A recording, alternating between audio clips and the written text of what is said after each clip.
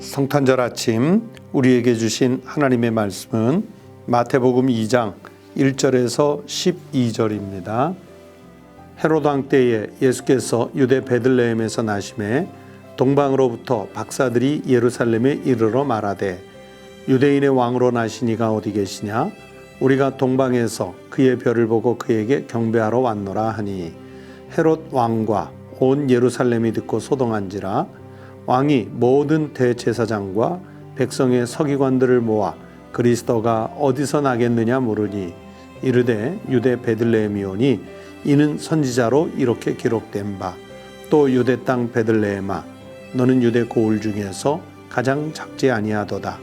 내게서 한 다스리는 자가 나와서 내 백성 이스라엘의 목자가 되리라 하였음이니이다. 이에 헤롯이 가만히 박사들을 불러 별이 나타난 때를 자세히 묻고 베들레헴으로 보내며 이르되 가서 아기에 대하여 자세히 알아보고 찾거든 내게 고하여 나도 가서 그에게 경배하게 하라. 박사들이 왕의 말을 듣고 갈새 동방에서 보던 그 별이 문득 앞서 인도하여 가다가 아기 있는 곳 위에 머물러 서 있는지라. 그들이 별을 보고 매우 크게 기뻐하더라. 집에 들어가 아기와 그의 어머니 마리아가 함께 있는 것을 보고 엎드려 아기께 경배하고 보배 압을 열어 황금과 유향과 모략을 예물로 드리니라. 그들은 꿈에 헤롯에게로 돌아가지 말라 지시하심을 받아 다른 길로 고국에 돌아가니라. 오늘 아침 우리에게 주신 하나님 말씀입니다. 성도 여러분, 메리 크리스마스, 성탄을 축하합니다. 비록 우리가 직접 대면해서 성탄의 인사를 나누고 함께 또 성탄을 찬양하고 교제하면서 이 기쁨을 나눌 수는 없지만, 그러나 분명한 사실은 우리 주님 예수 그리스도께서 우리를 구원하시기 위해서 우리와 같은 사람의 모양으로 오신 것은 아주 분명한 역사적 사실입니다. 우리에게 직접 찾아오신 그 하나님의 은혜, 우리에게 직접 찾아와 생명의 복을 주신 그 하나님의 은총, 그것을 기억하시면서 오늘 성탄이 어느 때보다도 공포와 두려움이 지배하는 이 시대 속에서 우리의 삶을 회복시키시고 우리의 영혼을 다시 살게 하시고 우리가 영원한 하나님 나라를 사모할 수 있는 이런 축복된 성탄이 꼭 되시기를 바랍니다. 그래서 비록 암울한 시대 속에서지만 우리 성도들의 입에서는 메리 크리스마스, 주님 찬양합니다, 할렐루야, 그렇게 영광을 올려드리는 복된 한날이 되시기를, 그런 절기가 되시기를 주의 이름으로 축원합니다. 오늘 말씀 속에 주인공은 당연히 첫 번째는 예수님이시겠죠. 그러나 예수님을 주인공으로서 아주 멋지게 조연으로서 떠받쳐주는 거의 주연급에 가까운 분들은 누구냐면 동방으로부터 온 박사님들이라고 말할 수 있겠습니다. 이 동방으로부터 온 박사들이요, 오늘날처럼 대학을 졸업하고 석사과정을 마치고 박사과정을 마쳐서 어느 학교로부터 무슨 학위, 이런 박사 학위를 받은 그런 박사들을 말하는 것은 아니고요. 옛날 고대 중근동 시대에 계셨던 일종의 점성술사들, 그리고 특별히 그 가운데서도 별을 연구하는 그런 점성술사들이라고 볼 수 있습니다. 그러나 이들이 오늘날과 같은 박사 학위를 받은 것은 아니겠지만 그래도 그 시대에 보면 오늘날과 같은 박사급의 인물들이에요. 그래서 그들은 나라의 중요한 결정을 내린다든지 또는 그 왕과 귀족들에게 어떤 정치적 또는 사회적, 문화적 조언을 해야 한다든지 할 때에 그 시대 속에서 활약하던 아주 중요한 분들이라고 말씀드릴 수 있습니다. 그런데 그분들이 동방으로부터 박사들이 예루살렘에 이르렀다 말씀하죠. 왜 왔을까요? 헤롯 왕을 접견하고 어떤 외교적 관계를 논하기 위해서 왔나요? 아니죠. 아기 예수께 경배하기 위해서 찾아온 것입니다.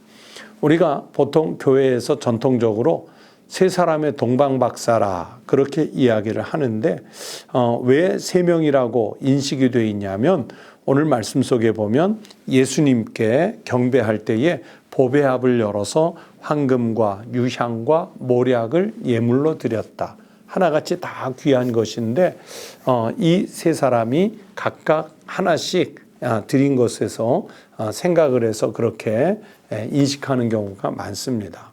그러나 실제로는 여러 명이 더 많은 사람이 이 귀한 세 가지 예물을 가져왔을 수도 있고요. 또는 두 명이 이 세 가지 예물을 가져왔을 수도 있는 것 아니겠습니까? 몇 명이 아기 예수께 경배하러 온 동방의 박사인지는 모르겠지만 그러나 분명한 사실은 오늘 11절 말씀대로 황금과 유향과 모략을 가지고 찾아와서 예수님께 경배했다는 사실만큼은 분명합니다. 그런데요, 여러분 이 동방 박사들은 유대인들이 아니에요. 이방인입니다. 그게 무엇을 상징할까요? 여러분 예수님은 유대 땅에 나시면서 이스라엘 선민들의 왕이시면서도 동시에 이방인들로부터 경배를 받으셨다는 얘기는 이방인, 즉 인류의 왕이시라는 것을 상징적으로 드러내는 것입니다. 말씀드린 대로 동방 박사들은 이방인이에요. 그리고 예수님의 탄생 소식이 또 세밀하게 기록된 것이 누가복음 2장인데 그 누가복음 2장 8절부터 20절에 보시면 거기에는 동방 박사들의 이야기는 나오지 않고요. 베들레헴 들판에서 양을 치던 목자들이 천사 가브리엘의 음성을 듣고 아기 예수를 찾아가 경배하는 말씀이 나옵니다. 여러분 동방 박사는 이방인이라고 그랬고요. 또 이 목자들은 어떤 사람입니까? 자기네들 이스라엘 내에서 즉 유대인들 중에서 가장 비천한 계급의 사람들입니다. 그런데 마태복음의 동방 박사든 또는 누가복음의 목자들이든 그들은 가장 비천한 계급이고 동시에 이방인이에요.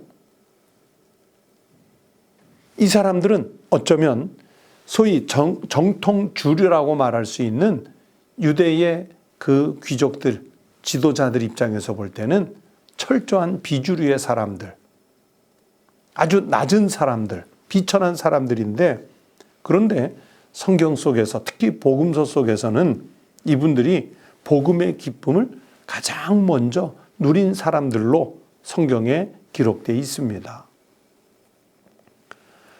우리가 보통 생각할 때는 제사장이나 서기관이나 바리새인이나 사두개인들 이 사람들은요 남달리 선민의식이 강했어요. 그리고 선민의식이 강한 그 이스라엘 백성들 내에서 지도자로 자처하던 사람들입니다. 특히 이 사람들은요 예수님의 탄생 소식 즉 그리스도 메시아의 오실 소식에 대해서 알고 있었습니다. 심지어는요 미가서 5장 2절의 말씀을 오늘 본문 6절에 인용한 대로요 예수님께서 어디에서 탄생하실 것도 알고 있었어요. 또 유대 땅 베들레헴아 너는 유대 고을 중에서 가장 작지 아니하도다. 메시아가 그 작은 고을 베들레헴에 나실 것이라는 것. 보라 처녀가 잉태하여 아들을 낳을 것이니 그의 이름을 임마누엘이라 하는 것. 이런 모든 메시아의 오실 소식에 대해서 제사장들, 서기관들, 바리새인들, 사두개인들 그들은 알고 있었어요. 그런데 정작 오늘 성경 말씀 속에 예수 그리스도가 메시아로 오셨음에도 불구하고 그들은 경배하지 못했어요. 첫 번째 경배를 가장 비천한 계급이라고 치부할 수 있는 목자들과 이방인들에게 빼앗기고 말았습니다.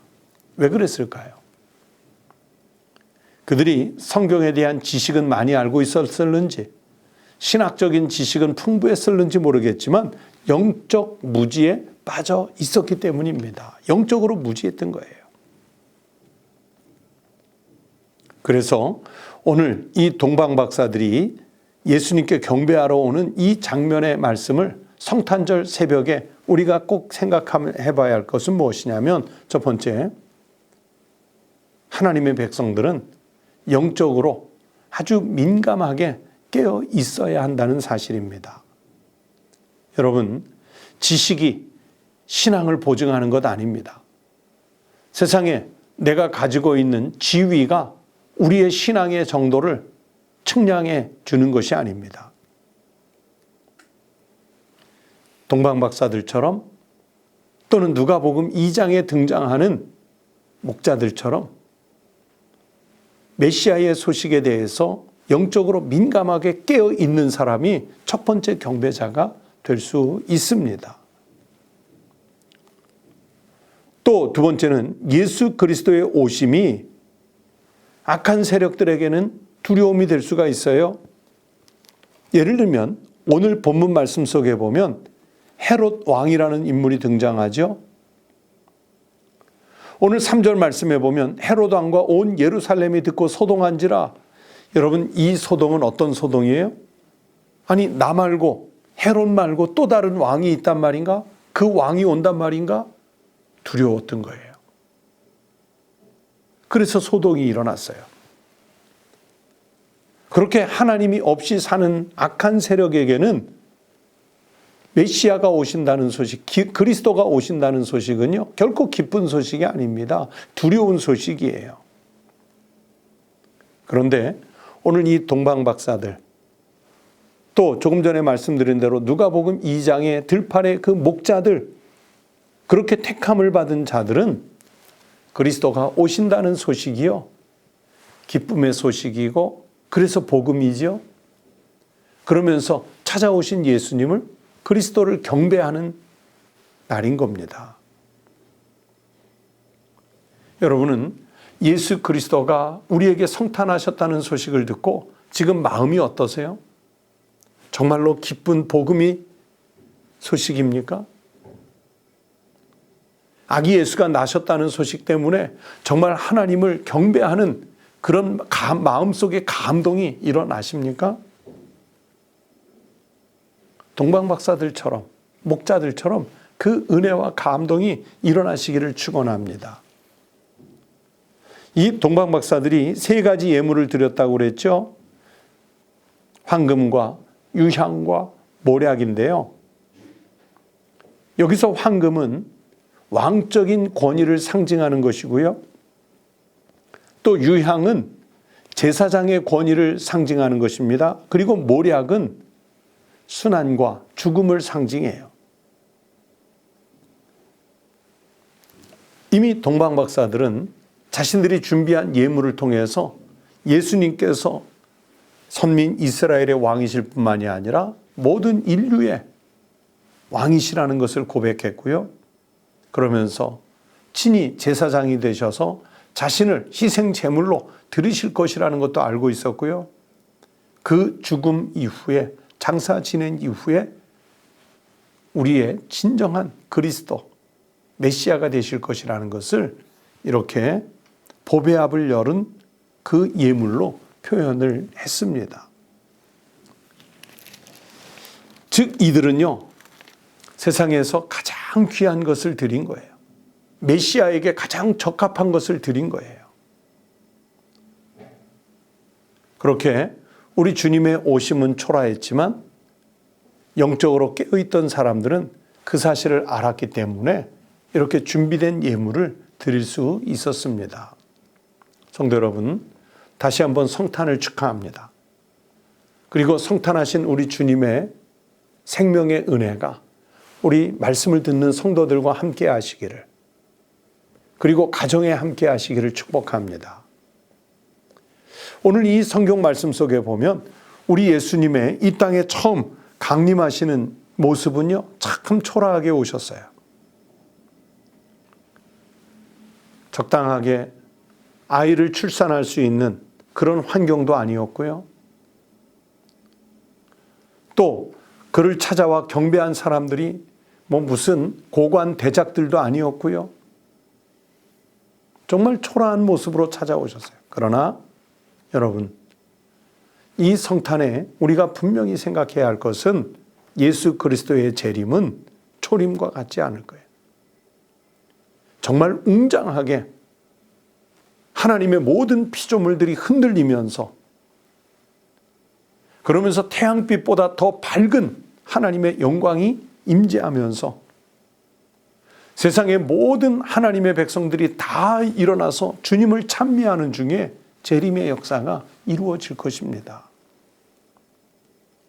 이 성탄의 때에 우리는 주님이 처음 찾아오신 그 초림의 모습을 생각하면서 우리는 이제 주님의 재림을 기다리는 신앙으로 전환을 해야 합니다. 그래서 우리가 살고 있는 지금의 이 상황 시대가 정말 고난의 때이고 모든 것이 막혀있는 힘든 때지만 주님이 친히 찾아오신 그 복음으로 인해서 위로를 받으시기 바랍니다. 주눅들지 마시고 그 자리를 털고 일어나셔서 어떤 형편에서도 승리하시는 믿음의 성도들이 되시기를 바랍니다.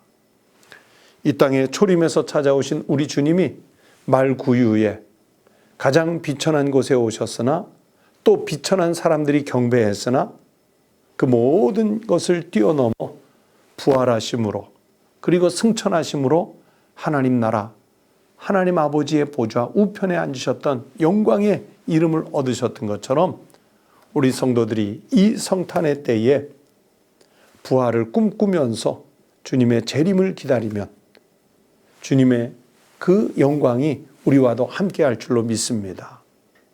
성탄하신 우리 주님의 은혜와 축복이 우리 성도들과 함께 하시기를 주의 이름으로 축원합니다. 기도하시겠습니다. 하나님 아버지, 감사합니다.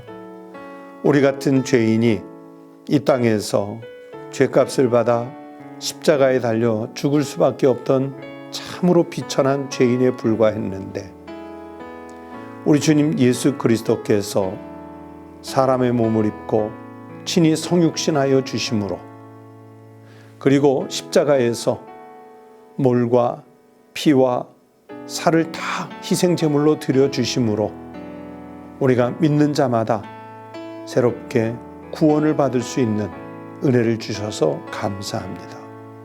하나님, 동방박사들이 먼 길을 마다 않고 주님을 찾아가 경배하며 황금과 유향과 모략을 전부 드렸던 것처럼 들판에 양을 치던 목자들이 주님이 이 땅에 찾아오신 성탄의 소식을 듣고 자신들이 하던 일을 내려놓고 멈추어 두고 달려가 주님께 경배했던 것처럼 오늘 우리도 주님의 성탄 앞에 우리의 영혼을 가지고 달려와 주님을 경배하는, 그리고 구원의 감격을 누리는 거룩한 성도들이 되게 하여 주시옵소서. 오늘 우리가 살고 있는 이 시대가 너무나 참담하고 암울하기에 주님이 이 땅에 찾아오신 성탄의 소식이 어느 때보다도 정말 절박하게 느껴지는 때입니다. 주님, 아픈 자들을 위로해 주시고 심령이 어두운 자들을 밝게 하시고 넘어져 엎어진 자들을 일으켜 세워주시옵시고 주저앉은 자들을 붙잡아 다시 세워주시는 그런 축복의 전환의 역사가 일어나게 해 주시옵소서.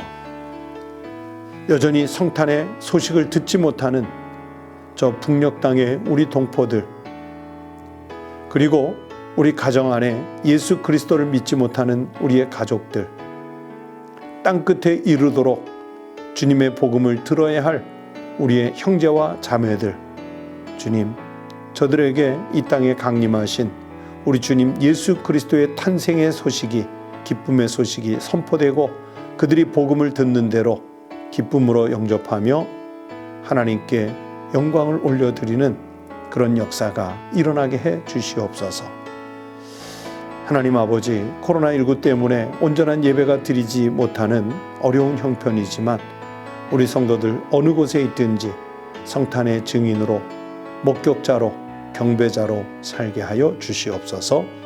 예수님의 이름으로 간절히 기도드리옵나이다. 아멘. 여러분 성탄절 아침 함께 기도하실 제목을 나누겠습니다. 첫 번째는 우리 예수님의 탄생의 소식이 우리 가정과 우리 이웃들 그리고 우리가 사는 이 사회 속에서 선포될 수 있도록 기도하십시다.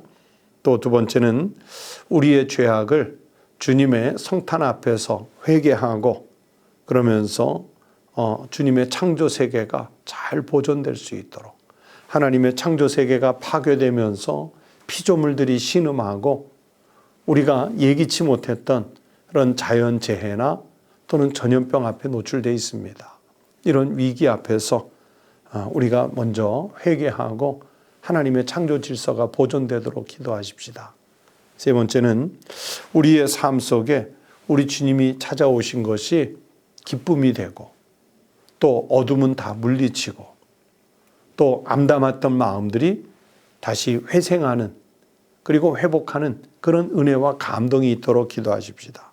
그래서 우리가 성탄하신 주님께 온전히 경배하는 삶이 될 수 있도록 우리 성도들이 이 복음의 말씀을 들으면서 기억하면서 기도하십시다. 다 함께 기도하시겠습니다.